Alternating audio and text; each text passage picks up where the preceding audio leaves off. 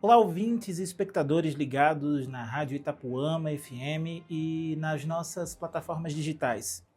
Sejam muito bem-vindos a mais um episódio do Literatura de Primeira, o nosso espaço de encontro com os grandes livros aqui no programa de primeira categoria. Eu sou Raul Silva, escritor, professor, jornalista e hoje, meus amigos, preparem-se porque vamos mergulhar fundo em uma obra que não apenas marcou o século XX, mas continua a ecoar, talvez, mais forte do que nunca em nossos dias. Um livro que é, ao mesmo tempo, uma profecia assustadora e uma crítica mordaz. Eu estou falando, é claro, de A Admirável Mundo Novo, do visionário escritor britânico Aldous Huxley. E aqui eu tenho em mãos a edição da editora Biblioteca Azul, com uma tradução cuidadosa de Vidal de Oliveira. Uma obra que nos desafia a pensar desde a sua primeira publicação, lá em 1932. Mas o interessante é que o próprio Huxley sentiu a necessidade de revisitar sua criação, escrevendo um prefácio fundamental em 1946, 15 anos depois, já com a sombra da Segunda Guerra Mundial e da bomba atômica pairando sobre o mundo. Imaginem um futuro distante, o ano de 632 depois de Ford. Sim, Henry Ford, o pai da linha de montagem, é a figura central, quase divina dessa sociedade. Um mundo que ostenta orgulhosamente o seu lema: comunidade, identidade, estabilidade. Um mundo onde, aparentemente, todos são felizes, onde não há guerras, doenças, pobreza ou as angústias da velhice como nós conhecemos. Parece perfeito, não é? O sonho da utopia realizado. Mas, como toda boa literatura nos ensina, a perfeição aparente muitas vezes esconde camadas complexas e por vezes aterradoras. Huxley não nos entrega uma utopia, mas sim uma distopia disfarçada de um admirável mundo, construído sobre pilares que podem nos fazer questionar o próprio preço dessa felicidade e estabilidade absolutas. Aqui a ciência e a tecnologia não são apenas ferramentas, são os mestres que moldam cada aspecto da existência humana. Desde a concepção em laboratórios, nos centros de incubação e condicionamento, passando pela divisão da sociedade em castas pré-determinadas e pelo condicionamento psicológico implacável desde a infância. Tudo é meticulosamente planejado para garantir que cada indivíduo ame o seu destino social inescapável. O próprio Huxley, nesse prefácio de 1946, reflete sobre sua obra como uma honestidade brutal. Ele admite que o futuro que imaginara para daqui a uns 6 séculos parecia assustadoramente mais próximo. Talvez há apenas um século de distância. Ele chega a citar o pensador Nicolas Bardier, logo no início do livro, como um epígrafe que define o tom.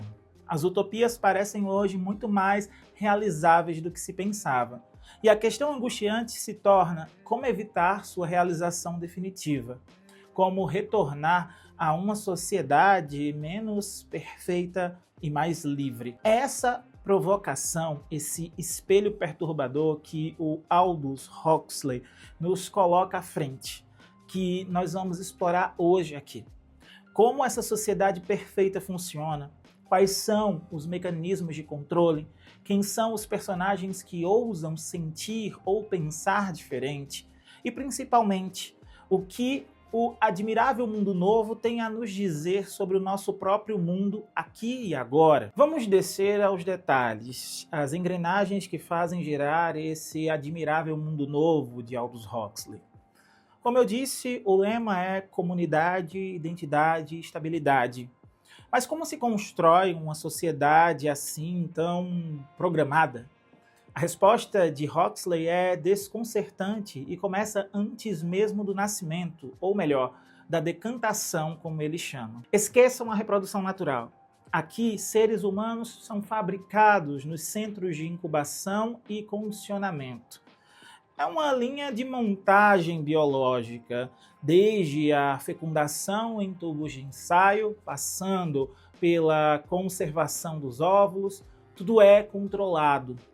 E a divisão da sociedade em castas, alfas, betas, gamas, deltas e épsilons, é definida ali mesmo, no laboratório, para garantir a uniformidade, especialmente nas castas mais baixas, destinadas aos trabalhos braçais.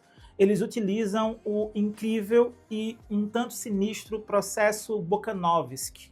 Esse processo permite que um único óvulo fertilizado se divida e se multiplique, gerando até 96 gêmeos idênticos, 96 cópias exatas. Como diz o diretor do centro, é um dos principais instrumentos da estabilidade social. Homens e mulheres padronizados para funções padronizadas. Pensa em uma fábrica inteira operada por clones. Mas a engenharia não para por aí. Mesmo dentro do frasco, o embrião já é condicionado ao seu futuro papel.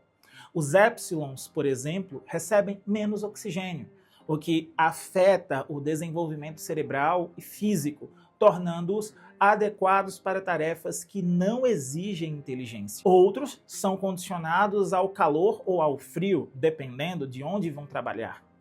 Como, por exemplo, os mineiros nos trópicos, que aprendem a associar o frio a experiências desagradáveis, como o raio-x. Eles são literalmente moldados para aceitar e até gostar de sua condição. E depois da decantação, o condicionamento continua, agora de forma psicológica e implacável. Huxley descreve o condicionamento neopavloviano de forma vívida.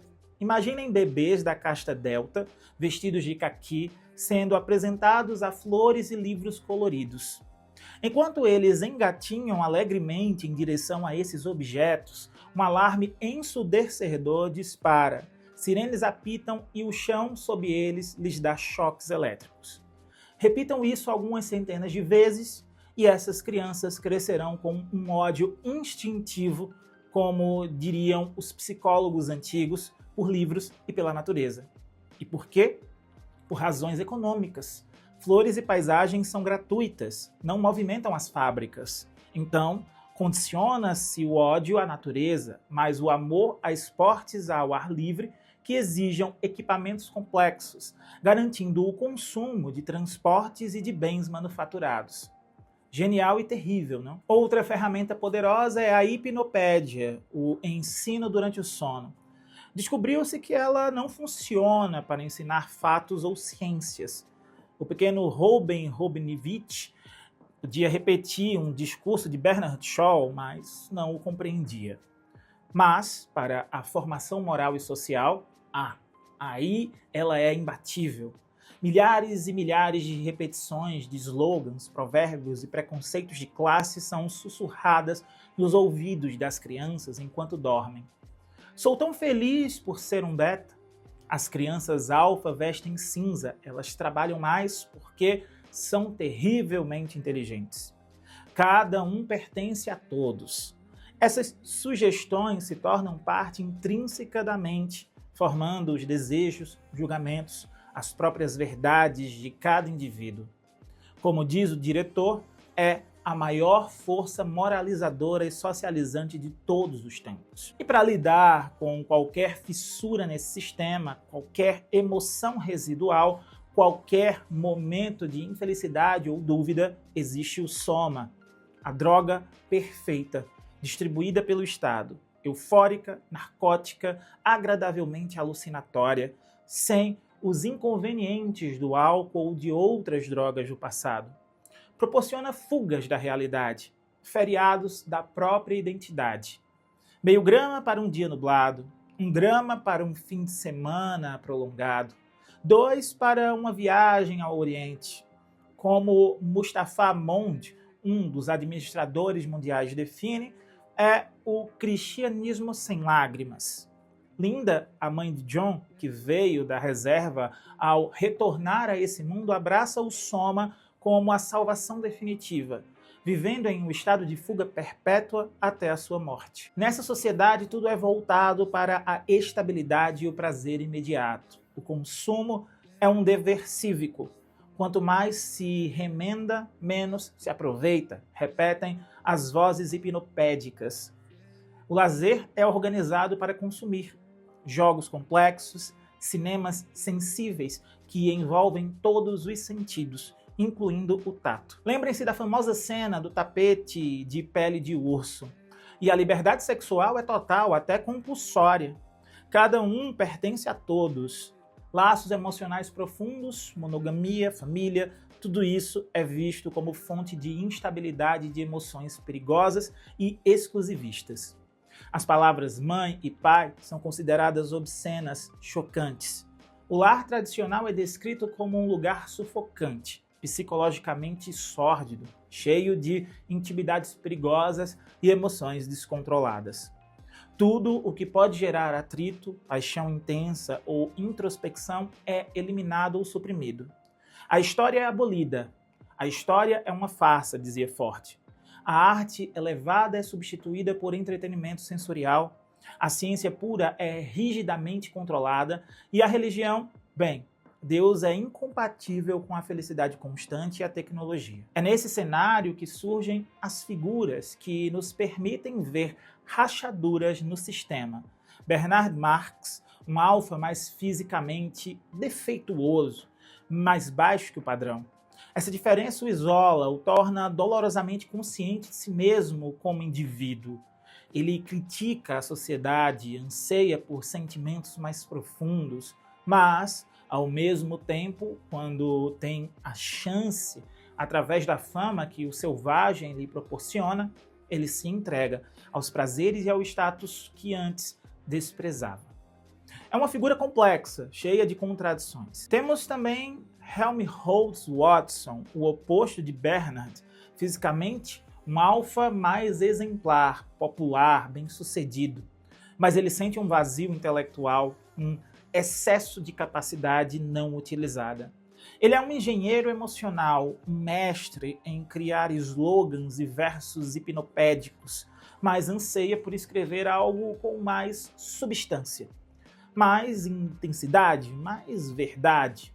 Seus versos são sobre solidão e o colocam em conflito com as autoridades, mostrando o perigo de qualquer expressão individual autêntica. Lenina Krohn, a beta que trabalha no centro, parece a personificação da normalidade condicionada.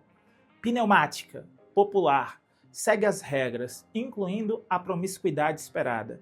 No entanto, ela demonstra uma tendência a se apegar a um parceiro por mais tempo do que o socialmente aceitável, e desenvolve sentimentos genuínos e confusos por John, o selvagem, mostrando que talvez o condicionamento não seja 100% infalível. E claro, o catalisador de grande parte da trama, John, o selvagem, nascido na reserva do Novo México, filho de Linda, uma beta do mundo civilizado, que se perdeu lá, e de Tomaquin, que viria a ser o diretor do centro de incubação.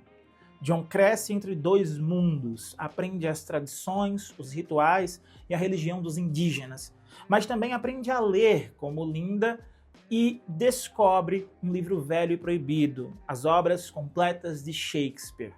Shakespeare se torna seu guia moral, sua forma de entender e expressar o mundo e as emoções intensas. Amor, ódio, ciúme, desejo de natureza e sacrifício, que foram erradicadas da sociedade de Londres. Quando Bernard o traz para Londres, John inicialmente fica maravilhado. Oh, admirável mundo novo que encerra criaturas tais. Ele cita Miranda de A Tempestade. Mas sua admiração logo se transforma em horror e repulsa ao testemunhar a superficialidade e a falta de significado, a infantilidade controlada e a onipresença do soma. Ele se torna o espelho que reflete a feiura por trás da fachada feliz. Finalmente, temos Mustafa Mond, um dos 10 administradores mundiais. Ele não é um vilão simplista, é um intelectual brilhante que, no passado, foi um cientista promissor, mas heterodoxo. Ele compreende perfeitamente o valor da arte, da ciência pura, da religião, da verdade. Ele possui e lê os livros proibidos, como a Bíblia e Shakespeare. No entanto, ele conscientemente escolheu sacrificar tudo isso em nome da estabilidade e da felicidade universal. No seu diálogo com John, Mond articula a filosofia desse mundo. A felicidade e a estabilidade são os bens supremos, e para mantê-los é preciso pagar o preço, eliminando tudo que possa causar conflito ou questionamentos profundos. E é interessante notar que o próprio Huxley, no prefácio de 1946, faz uma autocrítica. Ele lamenta ter apresentado ao selvagem apenas 2 opções extremas: a utopia insana e a vida primitiva demente.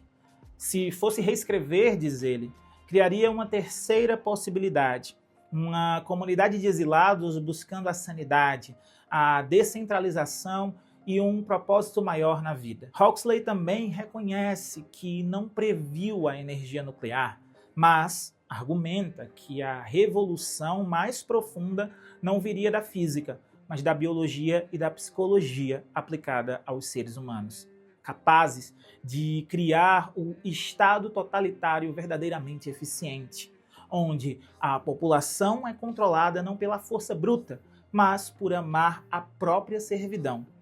Uma ideia que, convenhamos, continua extremamente relevante. Essa complexa teia de engenharia social, controle psicológico e personagens conflitantes é o coração pulsante de Admirável Novo Mundo, uma sociedade que trocou a profundidade pela superficialidade, a liberdade pela segurança, a verdade pela felicidade controlada.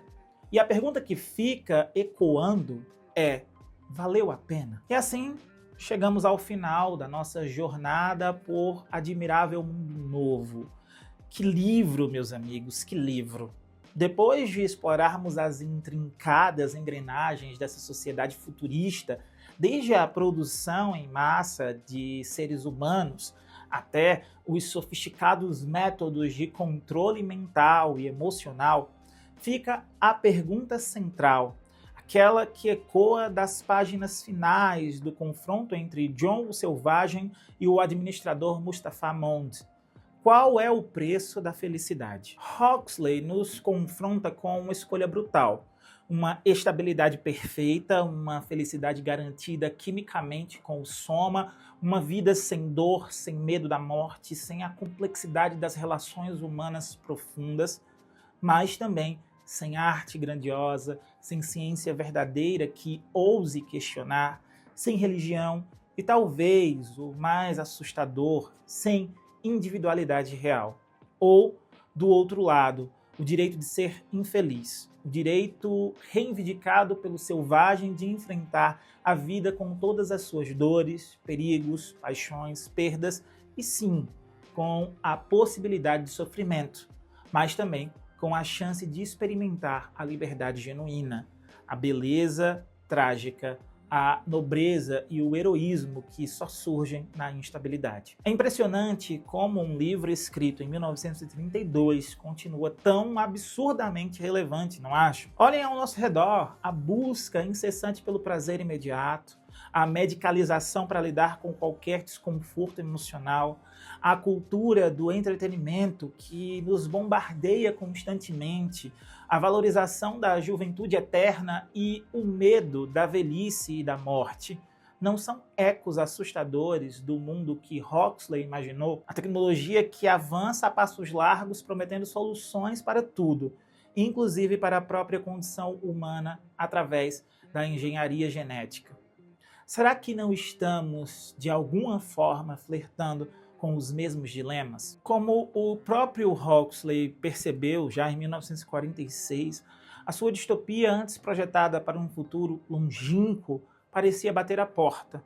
A eficiência tecnológica, o desejo por segurança a qualquer custo e a centralização do poder poderiam sim nos levar a um totalitarismo assistencial, uma tirania suave onde, como ele mesmo disse, a população de escravos não precisaria ser coagida porque amaria a sua servidão. E o amor à servidão, ele nos lembra, é construído através de uma profunda revolução pessoal, moldada pelo condicionamento, pela propaganda, pelas drogas. Admirável Mundo Novo não é apenas uma história fascinante, é um alerta poderoso. Um convite à reflexão crítica sobre os rumos que escolhemos como sociedade e como indivíduos. O que realmente valorizamos? O conforto anestesiante ou a intensidade da experiência humana com todas as suas luzes e sombras? A estabilidade controlada ou a liberdade caótica? A felicidade superficial ou a busca por um significado mais profundo, mesmo que doloroso? Mustafar Mond argumenta que a felicidade tem que ser paga e o preço foi a arte, a ciência e Deus.